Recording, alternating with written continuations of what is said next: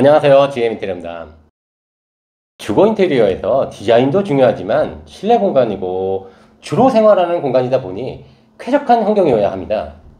퇴근해서 가족들과 가장 많은 시간도 보내고 잠도 자고 모든 생활의 주요 공간이기 때문에 자재로 인한 인체의 악영향은 어떤 것보다 클 수밖에 없습니다. 우리나라에서 인테리어로 시공되는 목자재들은 합성 목재로 파티클 보드나 MDF 섬유판으로 제작 과정에서 접착제와 함께 고온 고압으로 압축해서 만들어지는 목재들입니다. 이외에도 일반 합판이라는 목재 또한 접착제 없이 만들어지는 건 없고요. 그런데 여기에 사용되는 접착제는 주로 페놀포름 알데히드 수지와 요소폼 알데히드 수지가 주로 사용이 되는데, 이러한 성분들은 고온 다습한 환경에서는 포름 알데히드라는 유해가스를 발생시키죠.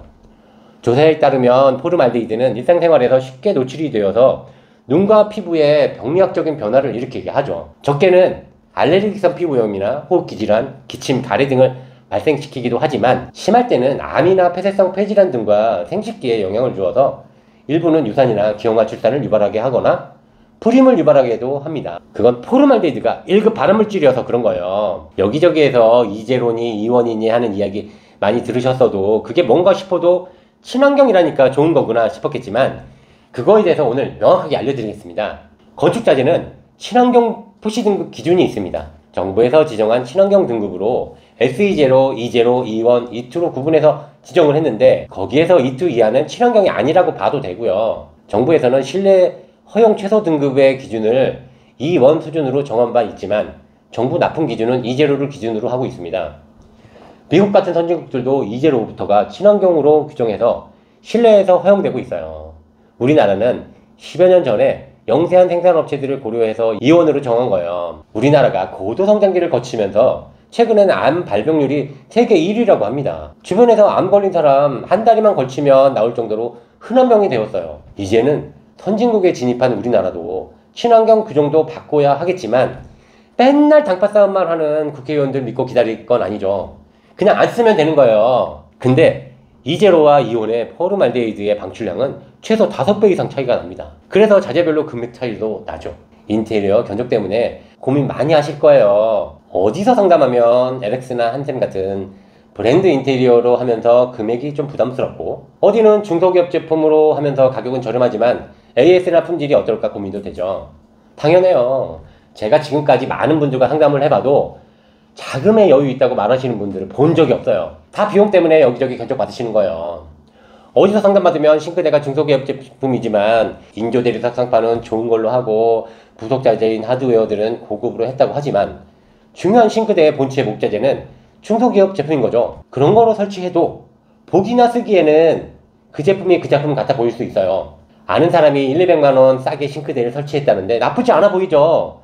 브랜드만 없을 뿐이니까 아, 이게 간소비구나 싶기도 할 거예요. 그렇지만 그게 문제예요. 제가 개인적인 이야기지만 제가 눈이 좀 민감해요. 새로 생긴 식당이나 카페 가면 눈이 시린 경우가 있어요. 그럴 땐 빨리 밖으로 나오게 됩니다. 예전에 중소기업 제품 중에서 친환경 E0 자재로 싱크대를 제작해서 설치를 의뢰해서 설치했던 현장이 있었는데, 그 현장은 이상하게 눈이 시린 거예요. 분명히 카케이스에는 E0라고 보양 필름에 적혀 있었는데 왜일까요? 카케이스에 E0라고 써 있어도 제 개인적인 마음에는 그것도 자체가 의심스럽긴 하지만 가구는 다양한 사이즈의 자재들로 만들어져 제작이 됩니다. 어느 부분이든 비친환경 제품이 들어가 있을 수도 있겠죠. 그리고 설사 E1 제품을 썼다 해도 허용 자재를 사용한 것으로 인정받으니까 잘못된 건 아니라고 해도 전 그 싱크대를 철거해서 재시공했어요. 그렇다고 중소기업 제품이 다 그렇다는 건 아닙니다.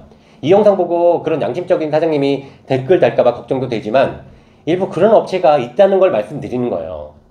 저도 가격도 저렴하면서 친환경 제품으로 제작하는 싱크대 공장을 수소문해서 거래처 개발을 하기 위해서 가보면 그 공장의 시설도 둘러보는데, 그 공장에서 이상한 냄새가 나거나 눈이 시린 공장은 아예 돌아 나와 버려요.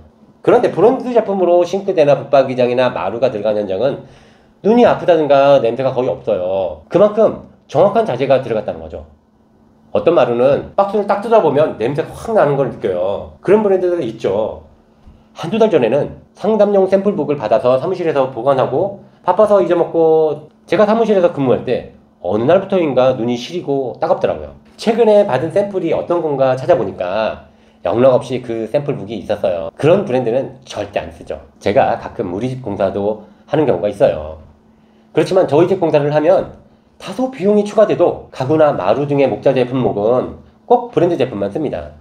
1,200만원 아껴서 나나 내가 사랑하는 가족이 혹시 암이라도 걸리게 되면 그게 아끼는 걸까요? 나중에 후회되는 정도가 아니고 이건 정말 환장할 일이 되는 겁니다. 우리 집 말고 저희 현장에 이제로 이하의 등급은 절대 안 씁니다.